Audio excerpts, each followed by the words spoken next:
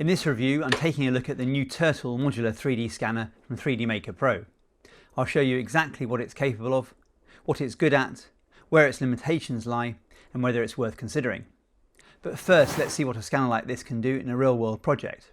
I've wanted to convert my single-hose portable air conditioner into a dual-hose system for a while now. To do that, I needed to design an adapter that fits around the rear inlet vents. This is a particularly complex shape with lots of organic curves, making it very difficult to measure accurately with a pair of calipers. That makes it an ideal project for a 3D scanner. The Turtle uses blue structured light, so like an infrared 3D scanner, I didn't need to cover the air conditioner in tracking markers. That saves time and makes the whole scanning process much easier. It's also a great use case for the Turtle because it can operate completely wirelessly using a 6.4-inch touchscreen control pad. Trying to scan something this size while tethered to a PC would have been much more awkward. The Turtle is available with 3 interchangeable hot swappable camera modules that snap on magnetically. Which one you choose depends on the size of the object you're scanning and the level of detail you need. For this project, the medium module is the obvious choice. I only need the overall shape to design the adapter, and since I'll be reducing the mesh complexity in Fusion anyway, there's no benefit in capturing unnecessary detail. The larger field of view also makes tracking easier and speeds up the scan. Tap New Scan, move the scanner back and forth until it picks up the object, then move around slowly, keeping an eye on the distance graph, effectively painting the object with light. If I were using a laser scanner for this, I'd first have to cover the back of the air conditioner with reflective markers so the scanner could track its position. That adds an extra setup step before you can even start scanning. Here I could simply start scanning straight away. I scanned around the vents in just a few minutes, although it's tempting to scan the whole air conditioner. That would only create a much larger mesh and slow down the CAD work later. I only need enough data to model the adapter accurately. Once you've captured what you need, tap pause, then the tick icon to start processing the scan. You can manually choose the point spacing or simply accept the suggested setting before tapping confirm. The control pad is effectively a compact computer, powered by an octa-core processor with 16GB of RAM and 256GB of storage. After processing, you can inspect the point cloud to make sure everything has been captured correctly. Once you're happy, tap one-click processing.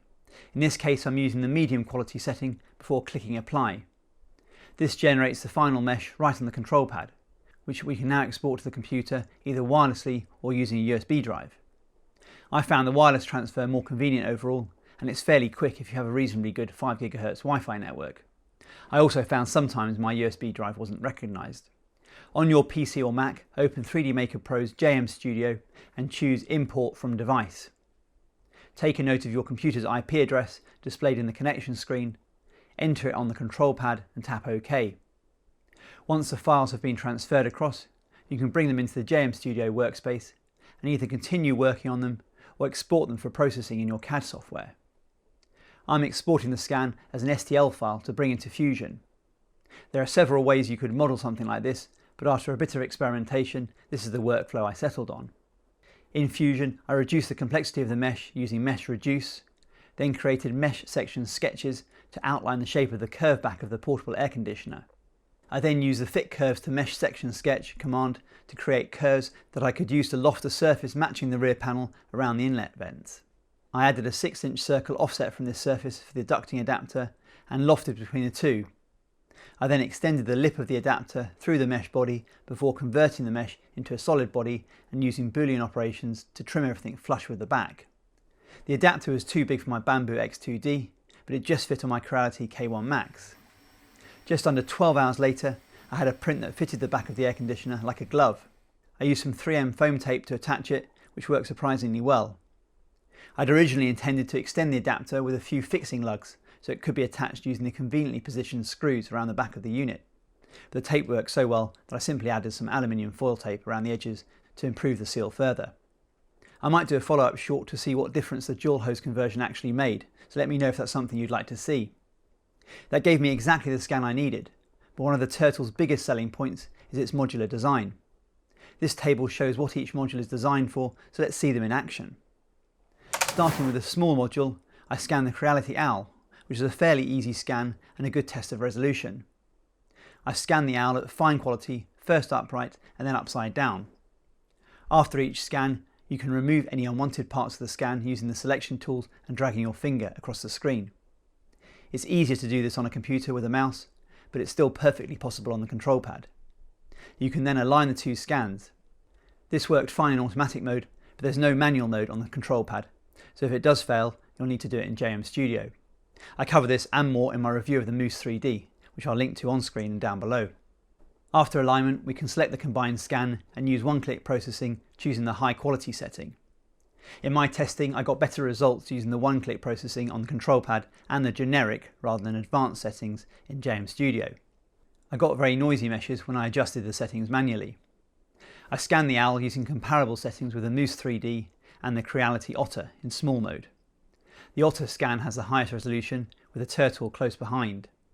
The Moose is more comparable to the turtle's medium module and has noticeably lower resolution in this test. I have got better results with manual settings with the Moose 3D, but I wanted to see how these scanners compare using simple out-of-the-box settings at the highest one-click quality. Next, I tried scanning the cleat cover for my cycling shoe. I've lost the left one, so I was hoping to scan the right one and mirror it before 3D printing. It's pretty worn out, so it has some very fine detail. I sprayed it with scanning spray to achieve the best results. Auto alignment worked with just a top and bottom scan, but I added a vertical alignment scan for a better result. Even with a fair bit of experimentation though, it would need a lot of work to produce a decent 3D printed replica. You've already seen the medium module in action, and I scanned many other objects successfully, but this cordless drill lost tracking when using the control pad, despite adding some vertical decoys. And the turtle is not great at re-establishing tracking when lost. So I switched to a wire connection in JM Studio, attaching the medium module to the battery base. You can purchase just a single camera module, and it will come with this battery base for a wired connection. The base provides power and has a USB-C port to connect to your computer. I prefer this to the Moose 3D, which has a rather awkward Y cable connection for power and data. I selected geometry mode in JM Studio. You can't currently choose between geometry and texture mode on the control pad. And again, using some vertical decoys to help with the tracking, I was able to get a decent scan. Even on my desktop PC with 64GB of RAM, an Intel Core i9 processor and an NVIDIA RTX 5070 Ti, I never saw the frame rate exceed around 12 frames per second, which was similar to what I saw on the control pad.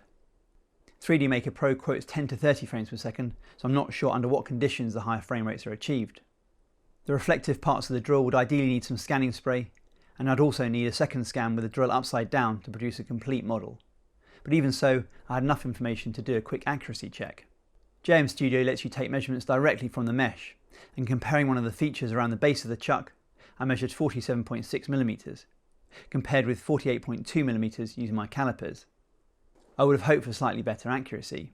Finally, I tried scanning my bicycle frame attached to my turbo. These curves again would be very difficult to measure if, say, you wanted to design some frame bag accessory, for example. I started off with a medium module, but you can see the usefulness of having the various modules. The medium module doesn't have enough field of view to capture the frame, but it'd be useful for the handlebars.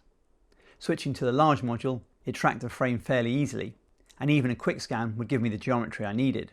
One thing to note, you can't switch modules mid-scan, which would have been really useful. I do like the concept of the turtle.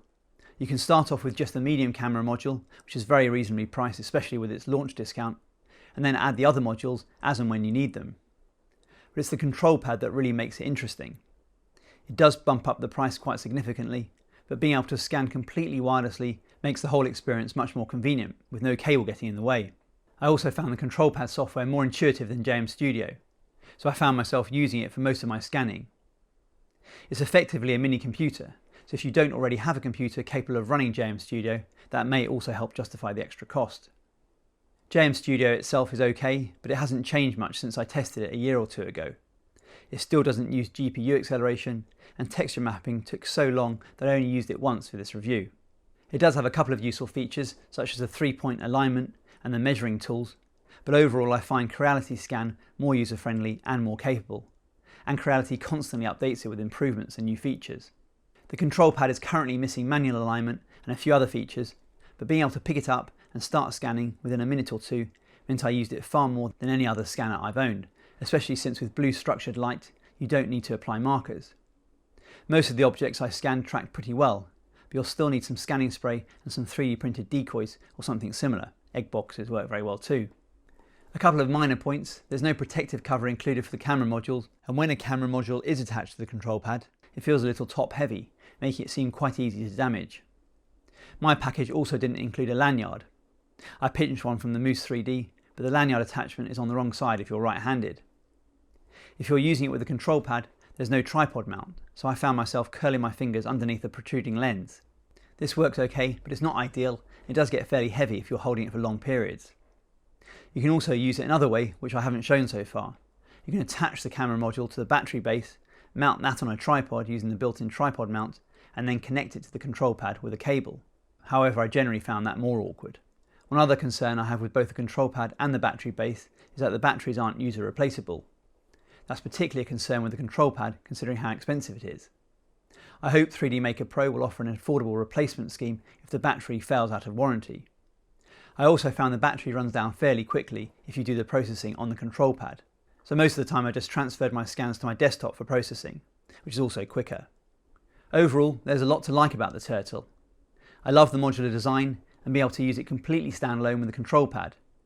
At this price though, I would have liked to see laser scanning alongside the markerless structured light scanning, especially given that scanners like the Creality Pica include it at a lower price point. If you have any questions at all about the scanner, please ask in the comment section below. I have pre-ordered the new Creality Pica, so I'll be comparing it with the Turtle as soon as it arrives. I'll also keep you updated on any software or firmware improvements, so if you don't want to miss those videos, make sure you're subscribed. I'll include links in the description if you want more information, the latest pricing and any available discount codes. If you're watching this video around launch, there are some early bird discounts available, and you can use my code TTM50 for an additional discount. If you use my links, it really helps support the channel and no additional cost to you. If you found this video useful, please give it a like. Thanks for watching, and I'll see you in the next one.